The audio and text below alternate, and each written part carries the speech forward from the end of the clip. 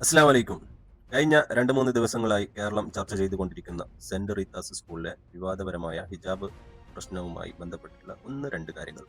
Saint Rita's സ്കൂളിനെ പോലെ കടുത്ത മതവിവേചനം കൊണ്ട് നടക്കുന്ന സ്കൂളുകൾ കേരളത്തിൽ ഇത് ഒന്നും രണ്ടുമല്ല. ഒരുപാട് സ്കൂളുകൾ അത്തരം കടുത്ത നിലപാടുമായിട്ട് അല്ലെങ്കിൽ ഹിജാബ് നിരോധിച്ചുകൊണ്ട് മുന്നോട്ട് പോകുന്ന സ്കൂളുകൾ കേരളത്തിൽ ഒരുപാടുണ്ട്. അതൊന്നും പുറം ലോകത്തേക്ക് എത്തുന്നില്ല എന്നുള്ളത് വളരെ ഖേദകരമായ കാര്യമാണ്. ഇതൊരു ഒറ്റപ്പെട്ട സംഭവമായിട്ട് കേരളം മൊത്തം ചർച്ച ചെയ്യപ്പെടുമ്പോൾ അത്തരം സ്കൂളുകൾ ഇവിടെ സുലഭമായി നിന്നു പോകുന്നു എന്നുള്ളതാണ് മറ്റൊരു സത്യം.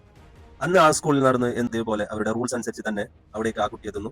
സ്ഥിരമായി ഹിജാബ് അവിടെ ഊരി വെച്ചുകൊണ്ട് കോമ്പൗണ്ടിനകത്തേക്ക് കയറേണ്ടതായിരുന്നു. അന്ന് കയറിയില്ല. അതൊരു വിവാദമായി മീഡിയക്ക് മുമ്പിൽ കൊണ്ടുവന്നു കേരളം മൊത്തം ചർച്ച ചെയ്യപ്പെടുന്ന അവസ്ഥയിലേക്ക് എത്തിച്ചത് എന്തിനായിരുന്നു എന്നുള്ളത് ഇപ്പോഴും ഒരു മനസ്സിലാവാത്ത ഒരു കാര്യമാണ്. കാരണം വെച്ചാൽ അന്ന് ഒരു ദിവസം മാത്രമല്ല അവിടുത്തെ റൂള്. അത് കഴിഞ്ഞ് ഇത്രയൊക്കെ വിവാദമായിട്ടും അവിടെയുള്ള ആ ഒരു മുതിർന്ന അതിന്റെ സിസ്റ്റർ പറഞ്ഞത്, സ്കൂളിലെ നിയമം അനുസരിച്ച് മുന്നോട്ട് വന്നാൽ ആ കുട്ടിയെ ഇനിയും തുടരാൻ അനുവദിക്കാം എന്നാണ് അവർ പറഞ്ഞിട്ടുള്ളത്. അപ്പോൾ ഇന്നും ഇന്നലെയും നടക്കുന്ന കാര്യമൊന്നുമല്ല, അത് മുമ്പേയുള്ള റൂൾസാണ്, അത് അംഗീകരിക്കണം എന്ന് അവർ പറയുന്നുള്ളൂ.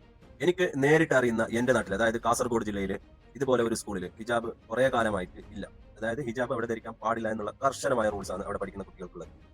അതിൽ ഏറ്റവും കൗതുകം എന്ന് പറയുന്നത്, ഇത്തരം സ്കൂളുകളിൽ വലിയ ഫീസും കൊടുത്തിട്ട് ഈ ഒരു നിയമം അംഗീകരിച്ചുകൊണ്ട്, അതായത് ഹിജാബ് നമ്മളെ കുട്ടികൾ ഹിജാബ് ധരിക്കാൻ പാടില്ല എന്ന് പറഞ്ഞിട്ടും അവിടെ പഠിപ്പിക്കുന്നുള്ളത് 90% മുസ്ലിങ്ങളാണ് എന്നുള്ളതാണ് ഏറ്റവും വലിയ കൗതുകം. അപ്പൊ ഇത്തരം സ്കൂളുകളെ മുന്നോട്ട് നയിക്കുന്നത് തന്നെ മുസ്ലിങ്ങൾ തന്നെയാണ്, അതായത് മുസ്ലിം സമുദായം തന്നെയാണ് ഇത്തരം സ്കൂളുകളെ വളർത്തുന്നത്. അപ്പോൾ അത്തരം സ്കൂളുകളിൽ കുട്ടികളെ പഠിപ്പിക്കാനാക്കുമ്പോൾ ഇത്തരം റൂളുകൾ അംഗീകരിക്കുകയും ചെയ്തിട്ട് പിന്നെ എന്തുകൊണ്ടാണ് ഇങ്ങനെ ഒരു വിവാദം ഇവിടെ ഉണ്ടായത് എന്ന് എനിക്ക് മനസ്സിലാവുന്നില്ല. തെരഞ്ഞെടുപ്പ് അടുക്കുമ്പോൾ ഉണ്ടാകുന്ന ഒരു കലക്കവെള്ളത്തിൽ മീനി പിടിക്കുന്ന ഒരു അവസ്ഥ പോലെയായിട്ടാണ് എനിക്ക് തോന്നുന്നത്.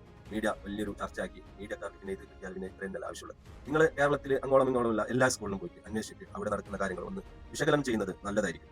കേരളത്തിലുള്ള ഒരുപാട് സ്കൂളുകളിൽ ഇതുപോലെ തന്നെ മതത്തിനെയും മതത്തിന്റെ ചിഹ്നങ്ങളെയും അംഗീകരിക്കാത്ത ഒരുപാട് സ്കൂളുകളിൽ മുസ്ലിം കുട്ടികൾ പഠിക്കുന്നുണ്ട്, അവിടെ പഠിപ്പിക്കുന്നുണ്ട്. അപ്പൊ അതൊന്നും ആർക്കും ചോദ്യം ചെയ്യാതെ ഈ ഒരു സെന്റ് റീത്താസ് സ്കൂളിലെ ഒരു സംഭവത്തെ ഒരു കേരളത്തിന് മുന്നിൽ വലിച്ചു കയറിക്കൊണ്ട് വലിയൊരു സംഭവമാക്കി മാറ്റുന്നതിനോട് ഒരിക്കലും യോജിക്കാൻ പറ്റാത്ത ഒരു കാര്യമാണ്.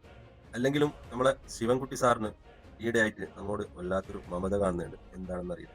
തങ്ങളുടെ മതചിഹ്നങ്ങളെയും സംസ്കാരത്തെയും വിലക്കുന്ന ഇത്തരം സ്കൂളുകളിൽ തങ്ങളുടെ കുട്ടികളെ പഠിപ്പിക്കാതിരിക്കാൻ രക്ഷിതാക്കൾ എന്ന് തീരുമാനിക്കുന്നുവോ അന്ന് തീരും അവരുടെ ഈ ഷാഠ്യം.